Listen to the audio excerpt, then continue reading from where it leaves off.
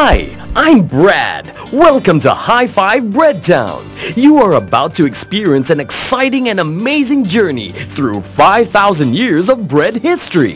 You'll be fascinated by the inventiveness and skills of bread-making pioneers who have contributed so richly to the legacy of bread.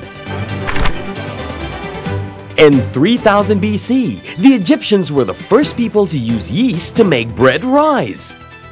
They also invented the first ovens for baking. The type of bread they ate depended on how rich they were. The rich ate refined bread, while the poor ate the rougher loaves.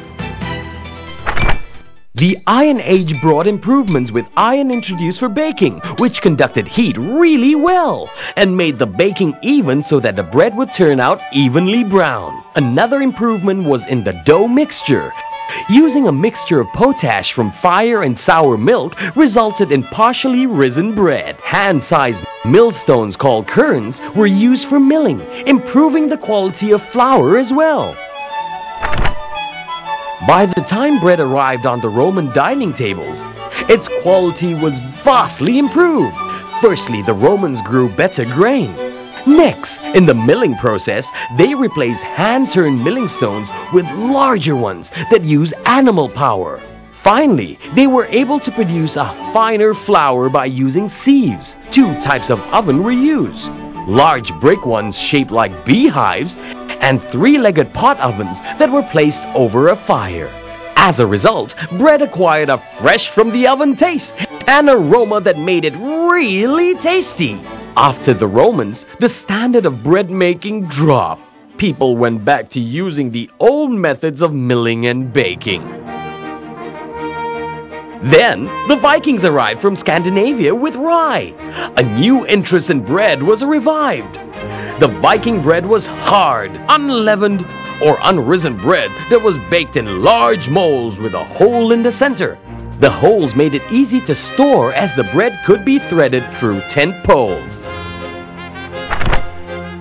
With the arrival of the Middle Ages, bread really became a big business. Bakers were setting up shops everywhere. The reason was simple. During this time, the Norman castles had large ovens which could bake bread for the whole community. The bread business was also more efficiently organized.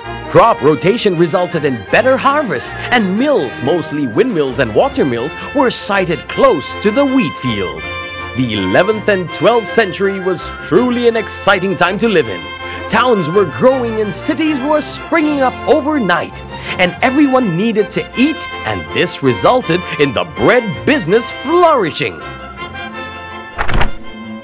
The Georgian era saw people becoming more creative when making and eating bread. The term sandwich was coined and was actually named after the Earl of Sandwich, who was always too busy to eat a proper meal. Bread quality continued to improve. Better farming resulted in higher yield and better quality grains. Silk acquired from trading with the East was used to make sieves. As a result, bakers could get finer, whiter flour. It was this time too that saw the first appearance of loaves and sliced bread as we know it today.